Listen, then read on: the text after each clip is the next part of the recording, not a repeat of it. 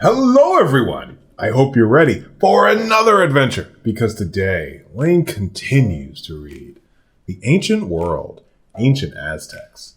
Always remember that as we go through these amazing stories and read these outstanding adventures, all you have to do is press the CC button in your YouTube link in order to follow along with the words. Now I think North Star will be perfect to join us for today's adventure.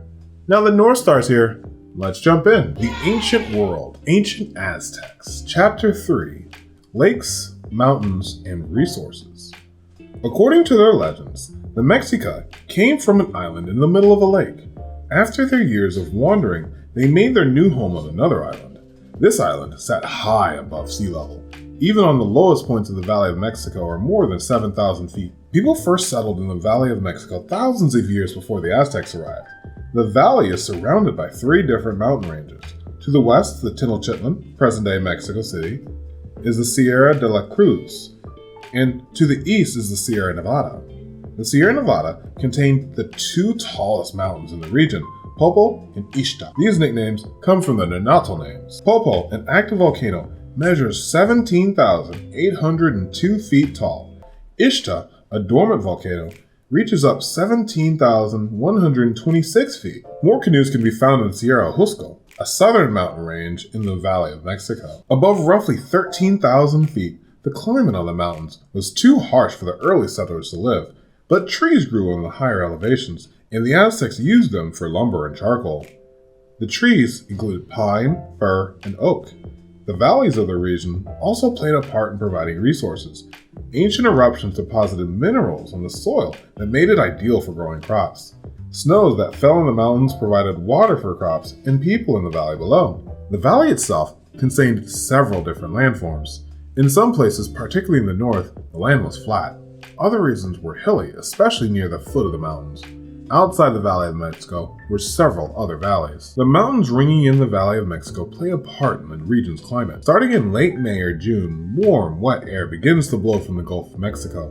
The warmer air rises in the mountain peaks and then begins to cool on the colder temperatures of the higher elevations.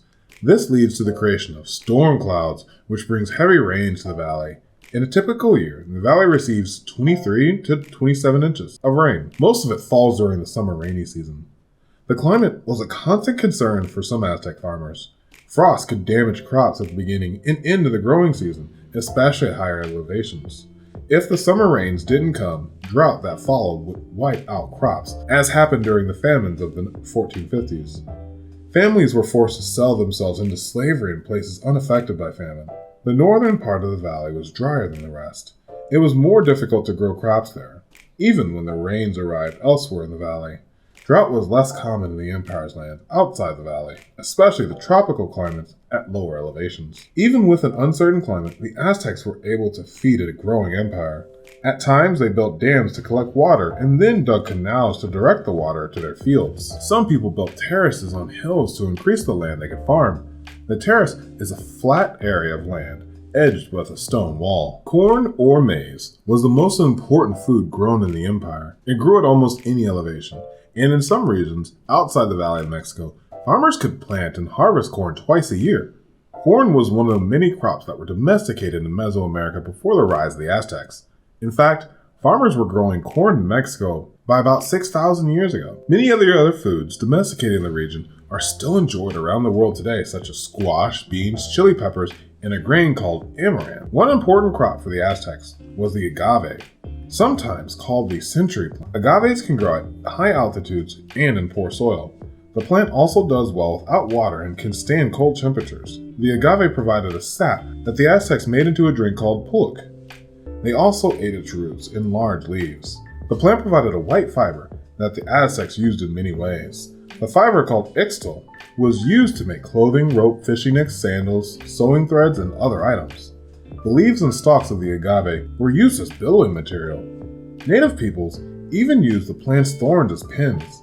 Ixtal is used in parts of Mexico today to make clothes used to carry items on a person's back. Alcoholic beverages are made from agave, and the sap of the plant produces is used as a sweetener. The prickly pear cactus was another plant raised for food, but cacti had other uses in Aztec society.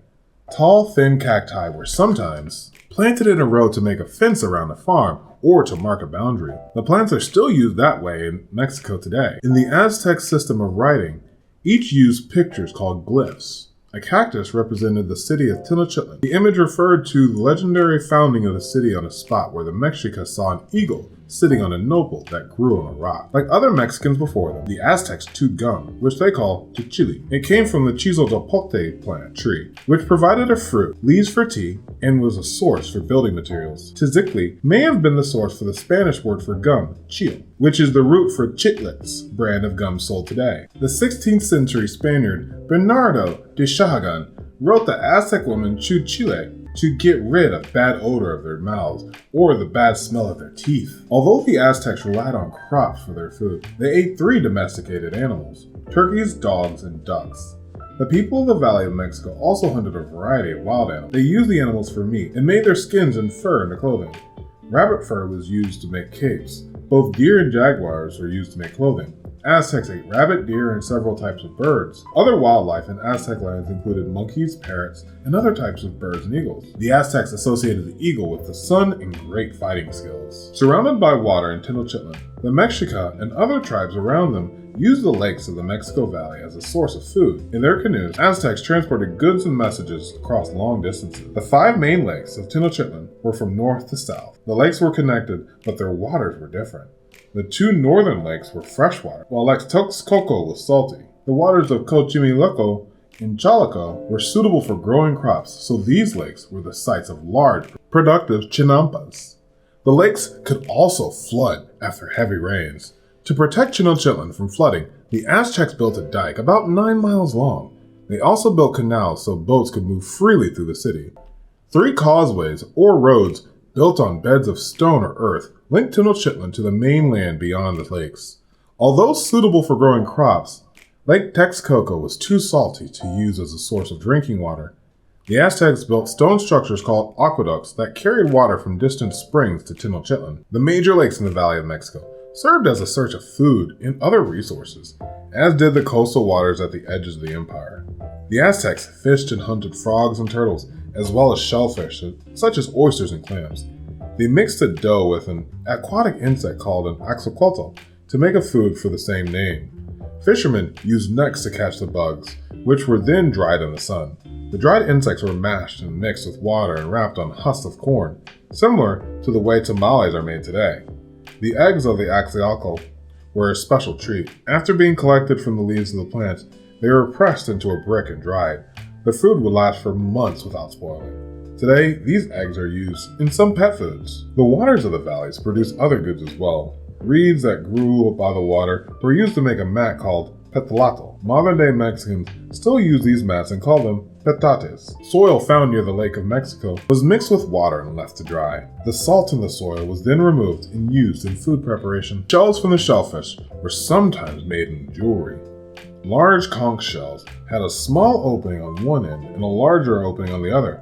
Blowing into the small hole produced a loud noise, so the shells were used as horns in religious rites or during battle. From the Valley of Mexico to the edges of their empire, the Aztecs found lands rich in natural resources.